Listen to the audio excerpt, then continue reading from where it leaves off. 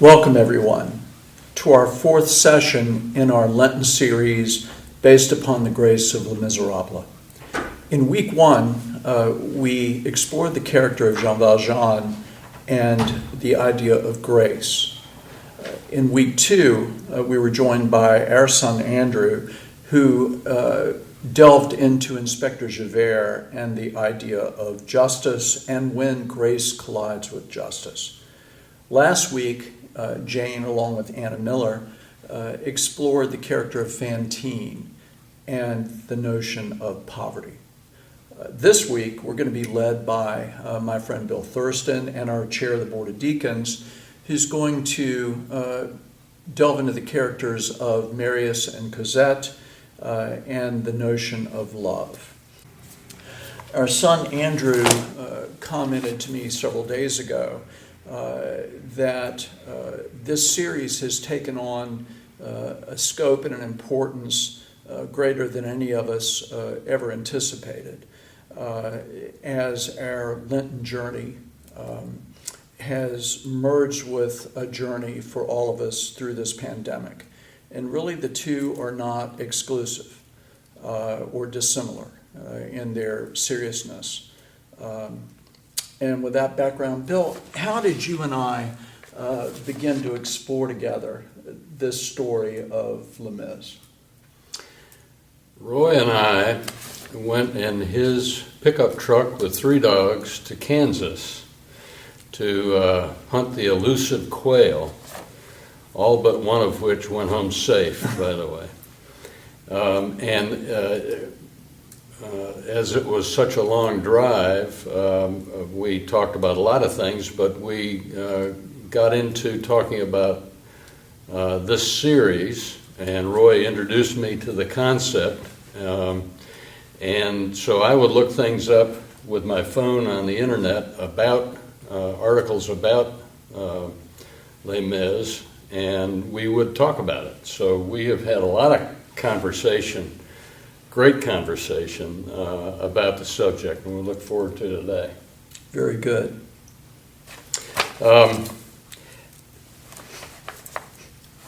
Les Misérables, translated literally, means the Misérables, but what it really is referring to is the oppressed and the underclass. And when we get to talking about Marius and Cosette, the curtain really comes up on the bigger picture of what was going on in France at the time. It's the Second French Revolution, really. It follows the monarchy having been overthrown in 1789 and moving to the Republic and then to the Empire under Napoleon.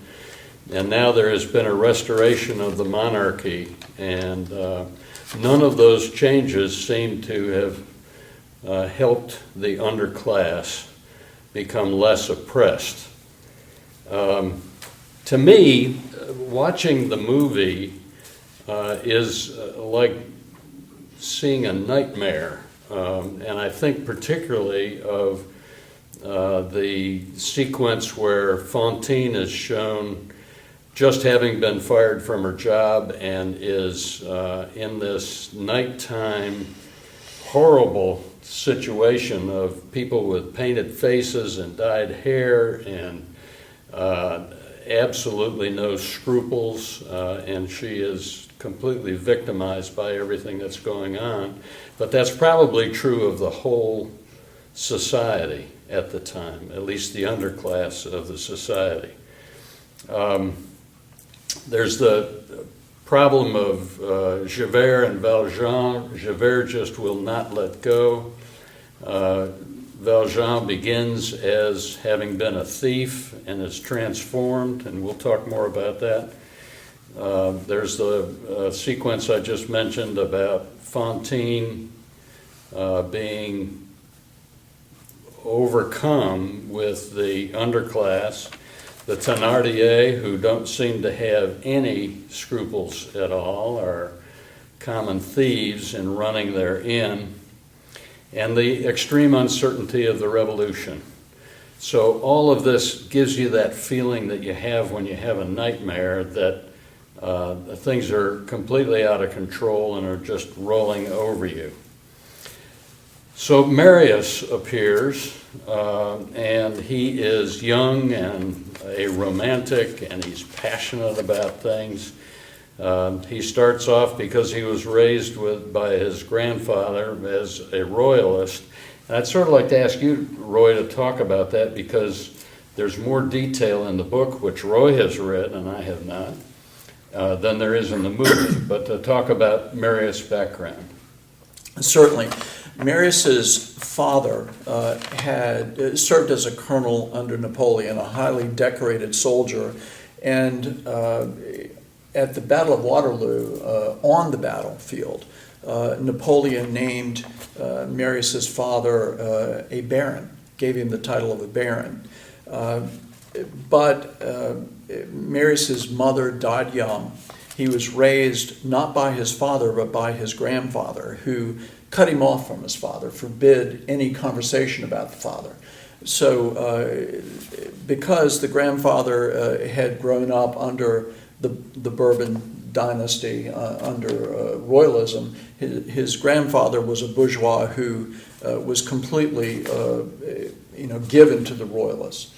And the father having been a follower of Napoleon, a Bonapartist, the grandfather, that underlay the grandfather's forbidding of anything related to the father.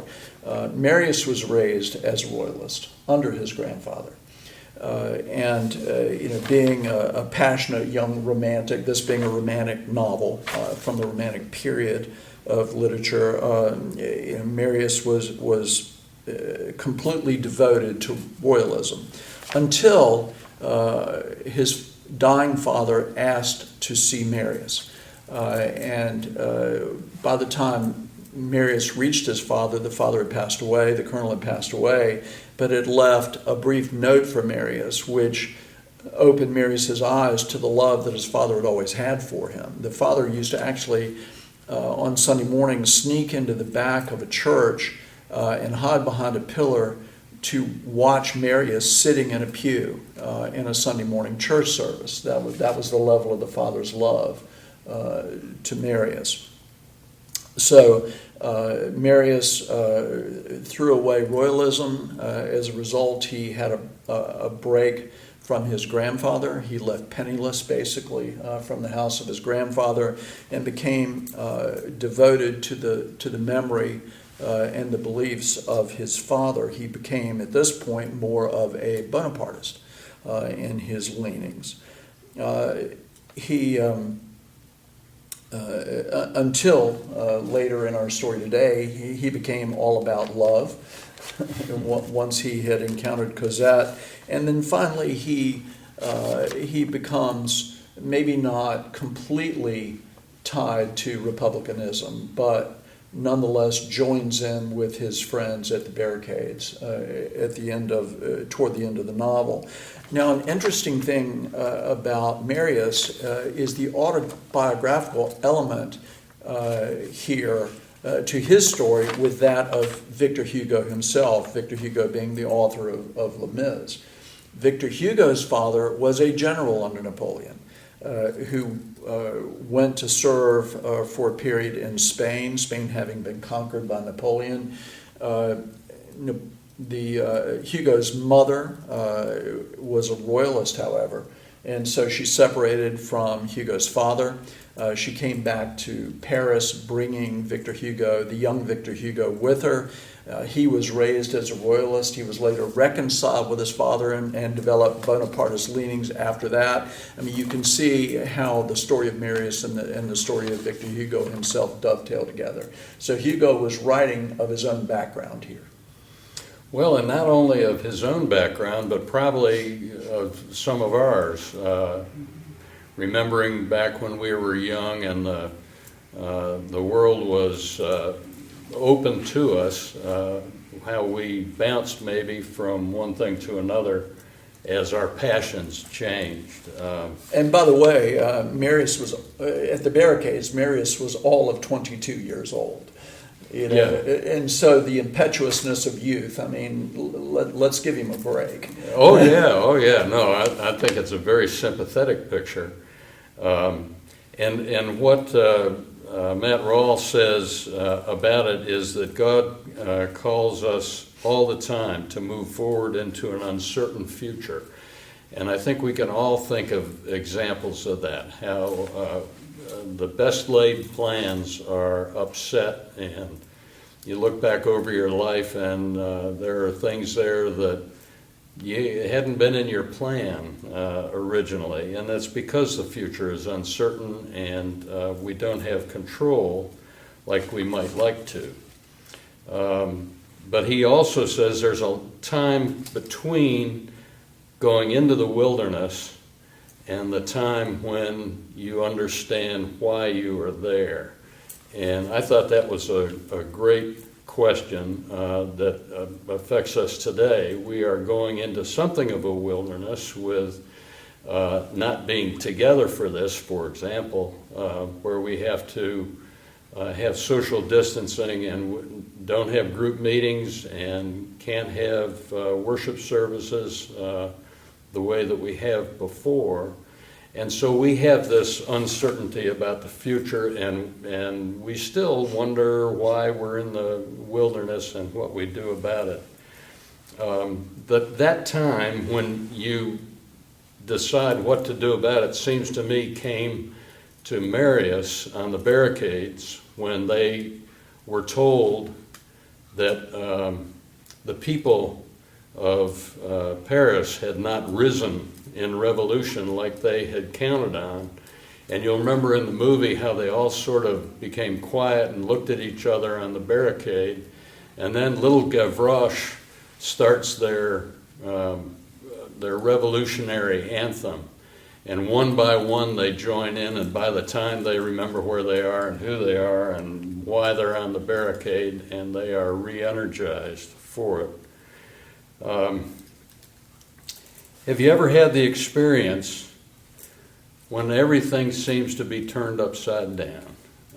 And I'm sure we could look at today and say that, but that's what these folks were facing at the time. Everything was uncertain. There didn't seem to be any common morality among all the people that the characters in the movie are faced with. And so that's a huge time of huge uncertainty. I remember for me, and you probably remember the same thing, in the 60s, mid to late 60s, when it seemed like the world was just coming apart. There was civil rights protests and pictures of police with dogs and water cannons driving African Americans from the street. There were the assassinations, John Kennedy in '63, and then Bobby Kennedy and Martin Luther King in '68, and it just seemed like things were coming apart. And Vietnam and Kent State. Vietnam, Kent State, the picture of the boy who had been shot and killed and was lying on the street, and a girl kneeling over him and screaming. Those are iconic kind of pictures that we have.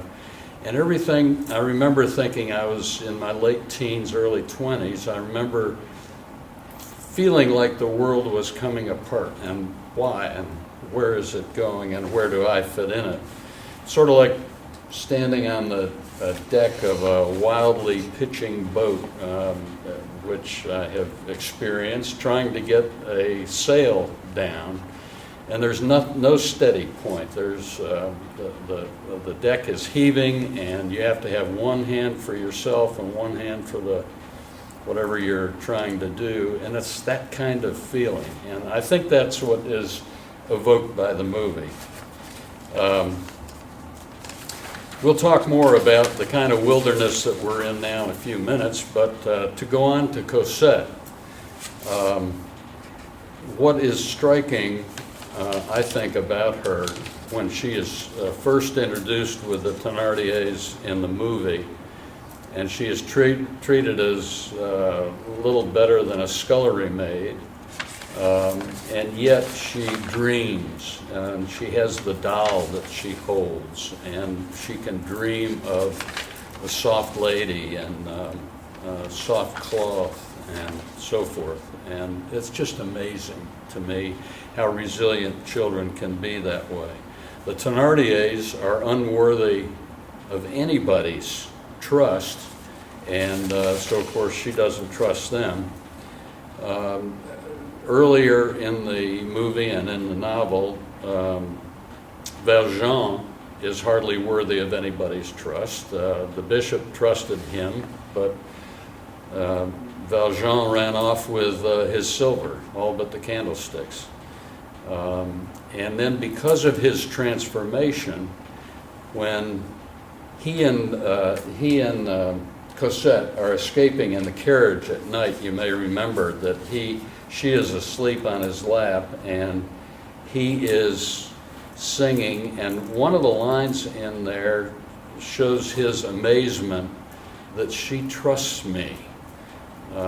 And that's, we talked before about the transformation of Valjean being something that goes on throughout his life. It's right. not- In the movie, necessarily, Jean Valjean's transformation, his conversion experience is pretty much instantaneous. He goes from criminal to good man. Yeah. But in the novel, there's opportunity, much opportunity, to develop him over a long period of time, and his journey in the novel really goes from beginning to end. And so, and he has stages in that journey, distinctive stages. And Matt Rawle talks about it a little bit in the video for that first session. But from the bishop, Jean Valjean received grace. He learned about grace, and he began to then give grace, acts of grace, sharing money, and founding a hospital and things like that. Excuse me. But then there was and the novel talks about it a little bit. There was a tendency, a risk of Jean Valjean becoming self-satisfied. He'd gone to Montreal. He'd built up this factory, textile factory. He had become a wealthy man. He was generous to others. Others had come to rely upon him to the extent that they made him the mayor of the town. He could have become a bit self-satisfied and a bit egotistic. And then he ran into Fantine. And from that experience, he learned humility. And that humility stayed with him for the rest of his life. But then with Cosette, he learned love. And the novel makes very clear that Cosette was the only person that he had ever loved. Mm-hmm. Mm-hmm. Well, and also I thought the segment on his journey as Le Maire was very interesting in that Javert shows up. And it turns out that Javert turned in a report of Valjean as being someone who was not carrying his papers, and he was a fraud as this wealthy person, and that someone else had been arrested and charged with being Javert and was in danger of spending the rest of his life as a prisoner. And it was just powerful the way that Valjean wrestled with the two sides of the question whether he ought to turn himself in, because on the one side, if he didn't turn himself in, the good thing about it was that he could continue to care for a number of people. The bad thing about it was that an innocent man would go into prison instead of him. And so he had to wrestle with that, and he comes out with the grace-filled, to me, idea that he needs to go save the person who's charged in his place, and he does that. And we talked about it in this somewhat in the first session. Yes, he wrestled, but the whole time he was in conflict, he was traveling toward the town, the other town where the trial was going to be held, and going to great effort to get there on time to be able to save this man. So yeah, he was wrestling as he was making his way. So his path was pretty clear in reality. The other thing is, why did he reach this decision that he did? And what I postulated in session one was that if he came forward and he saved this other man, who really was a clueless character in the novel, well, first of all, if he chose not to do that, if he chose not to go and testify, and the man, as a result of which Jean Valjean was able to continue on as mayor, as the owner of the factory, as the benefactor of his town and region,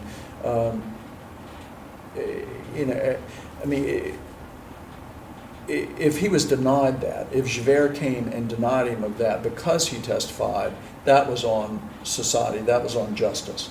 But if he didn't go and testify, if he didn't save this man, that was going to be on him. Yeah. And so ultimately, he had to decide to do the thing that reflected on his character and his morality. Well, and I think that's really important relating to Cosette then, because Valjean has been given through grace this trust that the bishop has given him, and saying he has bought his soul for God, and that is then reflected later on in other scenes in his life, one of which is rescuing Cosette and protecting her as she grows up. And he felt guilt because he was not able to save Fantine. It was too late. Once he understood the wrong that had been done to Fantine under his care, because it was from his factory that she was fired without his knowledge. The movie implies that he had knowledge. The book makes clear that he did not. Okay. He had no idea about Fantine's existence as an employee.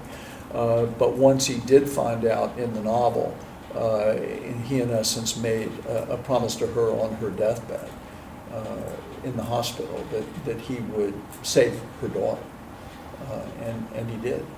And that's so helpful to have somebody here who's read the book, because that is no small feat, a 1,400-page paperback book. And so Roy has a lot more detail about the development of the characters and so forth. But we are given in the movie a good taste of who the man has become and who he is when he takes Cosette under his protection. And that follows while she is growing up. She lives in a very protected way in a convent with him, and so she is not out there mingling in the community, as I understand. Correct. Javert is nearby. Javert is in pursuit. And but once again, resourceful Jean Valjean is able to escape. He's got Cosette with him. And he is able to climb the wall. He didn't know where the wall was leading him, what was on the other side of the wall, but he was able to climb this wall. And with a rope he had found, he was able to then raise Cosette up, lower her on the other side of the wall, and drop down, and found himself in a convent, a very sequestered convent, where nobody from the outside world literally was allowed in. And he's face to face with the gardener, who is the person that he saved in the street when a cart collapsed. Correct. On him. So that man who had been under the cart had traveled and become the gardener for this convent. He was the only male allowed in there. And what happened, Jean Valjean was passed off as the brother of this gardener. Okay. My brother has arrived, because the man has gratitude to Jean Valjean, Yep. and this man has been given grace, and he gives grace in return to shelter Jean Valjean and Cosette. And Jean Valjean is permitted to become the assistant gardener, and Cosette is brought into the school run by the nuns. That's how Cosette received her education in that convent school. By the way, one of the things that motivated the nuns to bring her in, the Mother Superior, I guess that's the right term, in particular was Cosette was not very attractive. And they thought she would grow up homely and therefore more likely to join the order. That's helpful. But nonetheless, they lived there in a sheltered way. When Cosette began to grow up and wanted to see more of the outside world, Jean Valjean and Cosette left the convent and lived in a secluded way within Greater Paris. And Cosette very definitely continued to live within a cocoon where she interacted very little with others, but was cared for completely by Jean Valjean. So with this whole complex situation, Cosette having grown up the way that she did in that protected atmosphere, and Marius being swept up in revolution, they see each other and immediately fall in love. Cosette no longer being homely. No, disappointment to the nuns, no doubt. But having blossomed into this beautiful young woman. Marius, of course, is a handsome young man. And the two of them saw each other in the Luxembourg Gardens in Paris, and they fell in love with each other before they'd ever spoken a word, before they ever knew each other's names. They had fallen in love.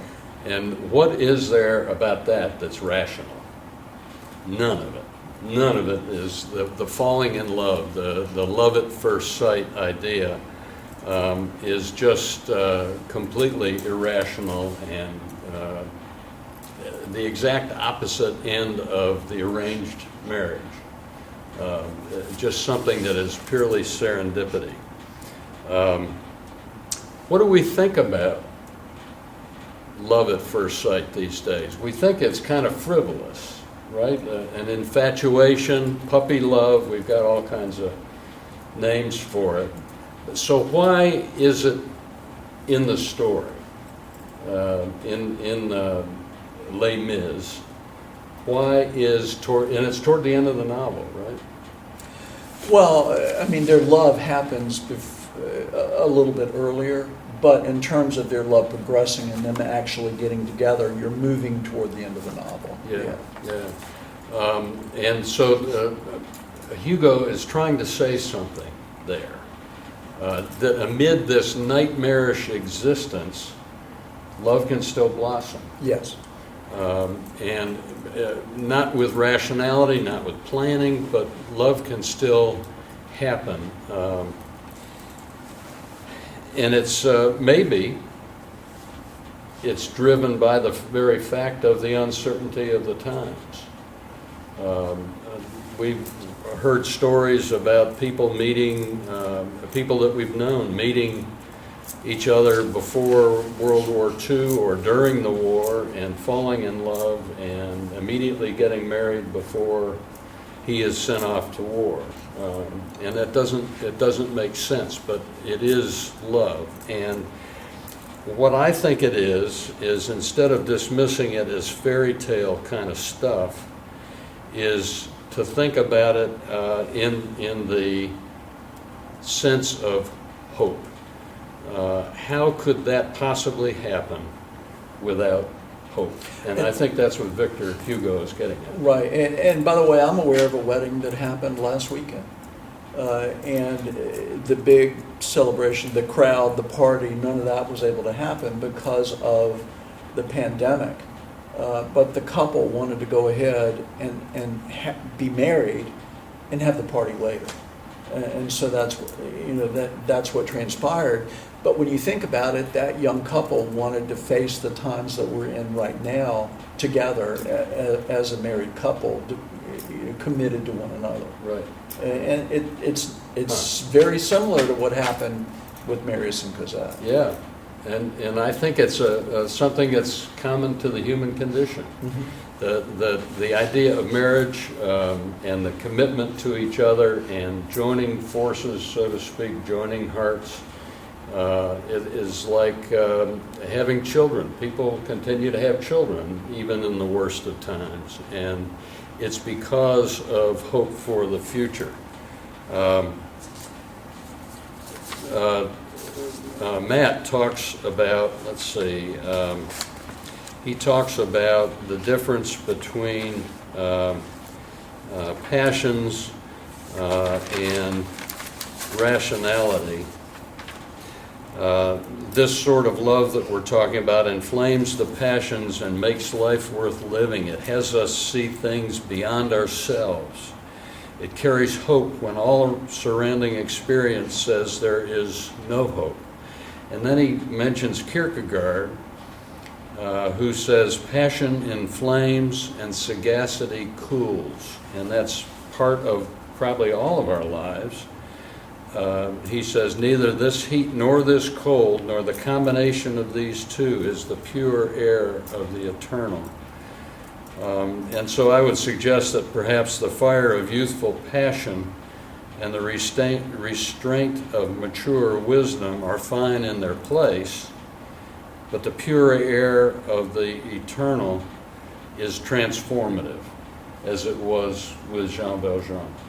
And as it is with Cosette and Marius, there is the inflamed passion and the sagacity, the wisdom that maybe is set to one side, but what really is working there is the pure air of the eternal.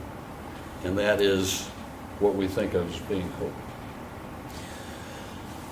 If I could share a few more thoughts based upon the reading of the novel and obviously being called upon to think a whole lot about this story. And just so you know, Bill and I have tried a lot of ideas out about the story on one another as we made that drive across the prairie, to and from across the prairie. But in terms of character development, I mean, we do see a lot about Marius through the novel. There's not much character development with regard to Cosette. Interestingly, there's a lot more character development of Eponine compared to Cosette. Who's the daughter of the Thénardiers. And Gavroche, who is the son of the Thénardiers. So, who are miserable people. They are atrocious criminals. Is who the Thénardiers are. I mean, they try to get by through life by creating performing criminal acts against others. That's how they live. And yet their children rise above that. In rags, barefoot. And yet they rise above it to display elements of character and elements of grace. Why do you suppose Hugo used those two that way instead of just introducing some strangers to the story? Because we have seen their condition and we know them to be among the miserables, is my theory. Mm-hmm. And they rise above being the miserables. They still have the rags, they still have the poverty, but they rise above their state to begin to show grace. And when I say that they showed grace, Eponine gave her life to save Marius. She stepped in front of a gun, basically, or she grabbed the barrel and pulled it to her, is what she did, to save Marius. And Gavroche was killed when he was collecting bullets from the dead French soldiers in front of the barricades to bring back to the Republicans. He was killed. So in committing acts for the benefit of others, they sacrificed themselves. Those were their acts of grace. Also, And evidence of transformation, too, maybe. very definitely. And again, a theme of hope. Yeah. Even though they die, they are not condemned to be their parents. I agree. I think that's exactly right. You also see grace very definitely with Marius and Cosette. For Cosette, it's obvious. I mean, she starts out living under the Thénardiers. I mean, she's worse than a peasant. She's a slave in how she is treated. Right. But on Christmas Eve, in the night, in the dark, some guest in the inn asked for water for his horse, and Cosette is sent out barefoot in the snow in the cold of Christmas Eve to fetch water from a distant spring, and that's where she meets Jean Valjean.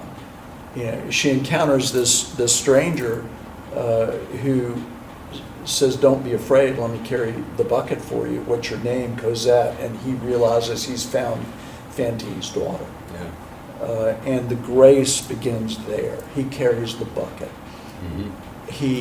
He pays 1,500 francs to free her from the Thénardiers. He buys her a doll. He raises her from that point on. So, the grace is certainly self-evident. For Marius also there is grace. Raised by his grandfather, a bourgeois, so he's raised in comfort.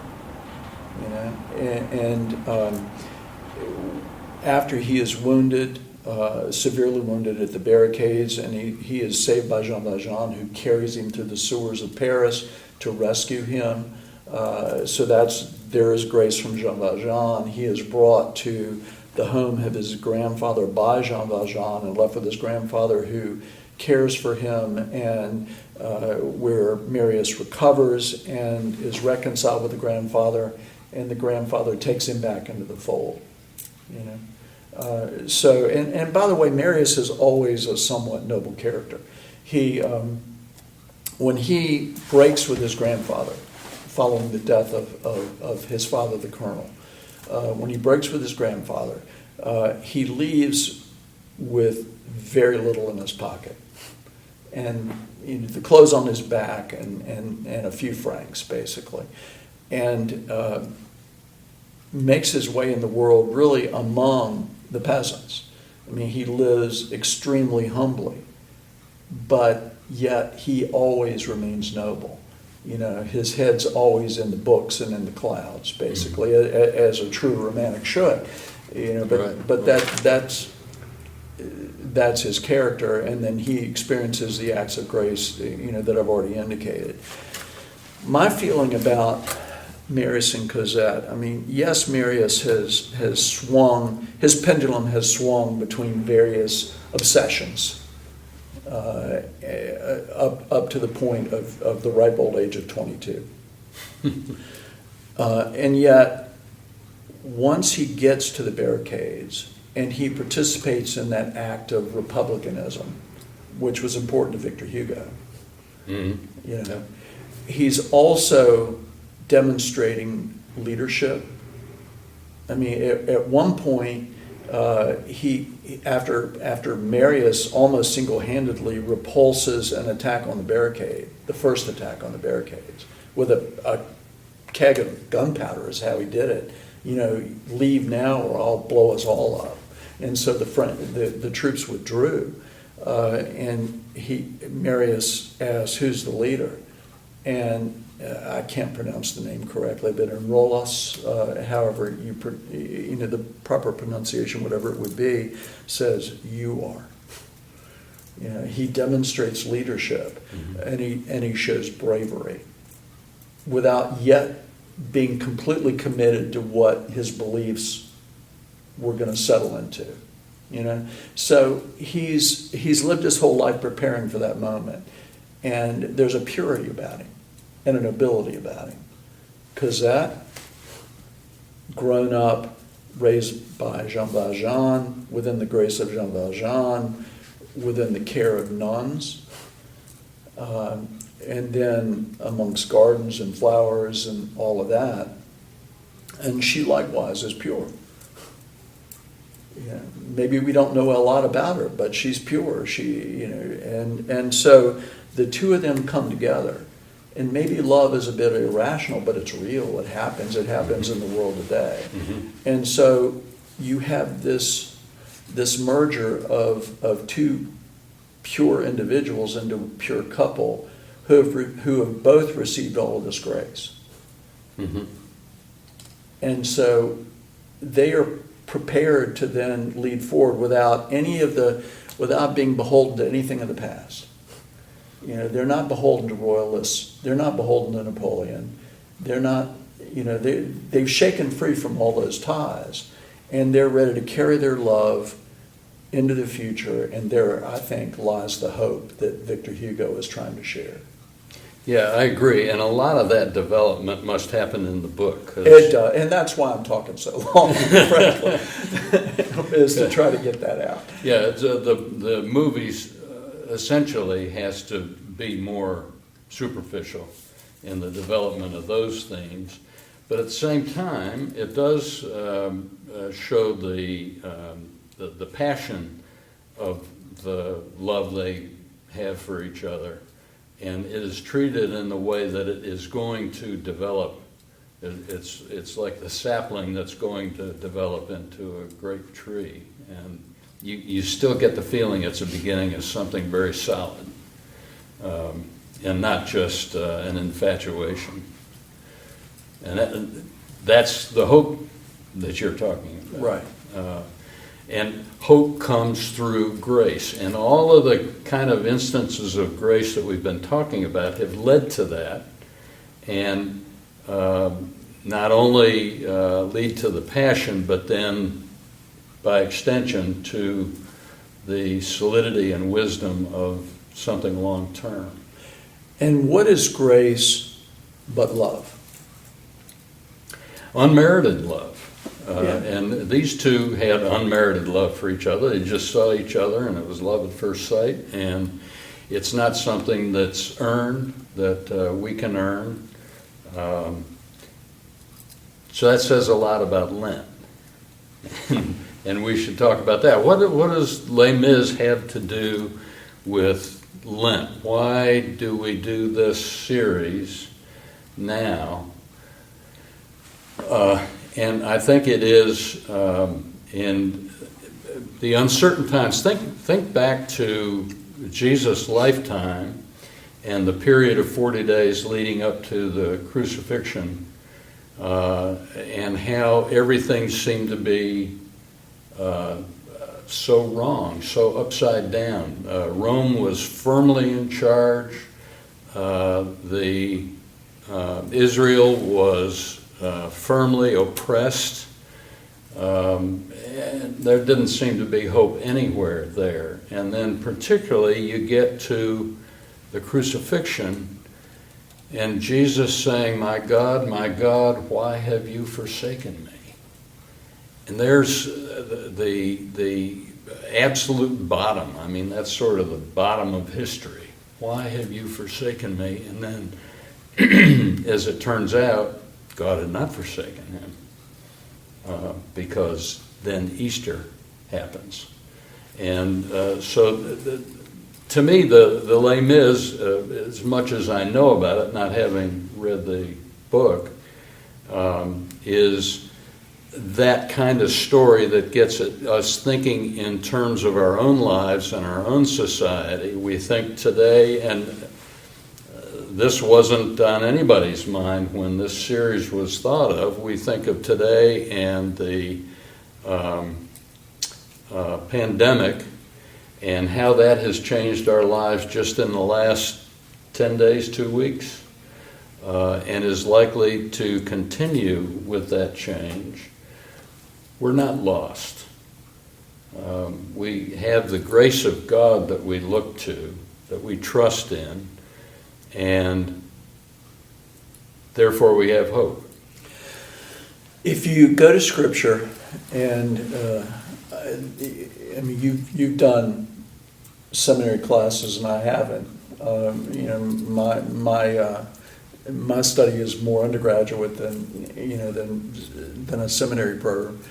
But if you go to Scripture, we've already talked about, I know in the Jean Valjean session, about the Ephesians passage with respect to grace. That God gives grace, unmerited grace. Okay, but then you go otherwise into the New Testament. John 3:16 is referenced by Matt Rawle for this session. For God so loved the world. Right. And you go to 1 Corinthians 13, right. And the greatest of these is love. Well, and we think of that list of things in 1 Corinthians 13 as being love person to person. And until now, I have not thought of it as being God's love for us. Yeah. But it is not proud, it is sacrificial. It is all the things that are in... Well, as Christians, we receive that love and we pass it on, just like we receive grace and pass it on. Right. And it includes romantic love, but it includes love for our fellow man. It includes calling one another during this time when we can't be together and checking on one another, and or texting or emailing or whatever we're doing to check in on one another. All of that is part of grace and part of love. But those two things are very much part of Christianity. Mm-hmm. And if we all remember that and act on that, there lies the hope, I think. Well, and acting on it is so important for right now, and that's what we should be encouraging all of us to do, is set yourself a goal. I'm going to call 3 people that I haven't talked to each day, and just check on them, ask how they're doing, and whether there's anything they need or they're worried about or whatever, and that would be extending grace. And it is said that we love because he first loved us. Exactly. We reflect it and we pass it on. Yep. It's like a beautiful moonlit night. The moon isn't the light, but it reflects the light.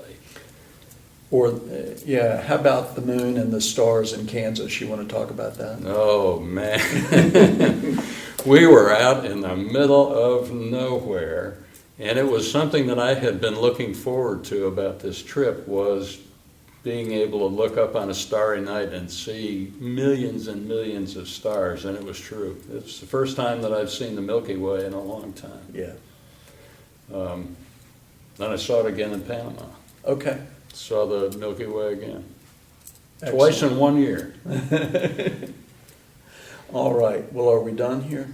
I think we are. All right. Very good. So, folks, thank you for joining us. Thank you for listening in on our discussion.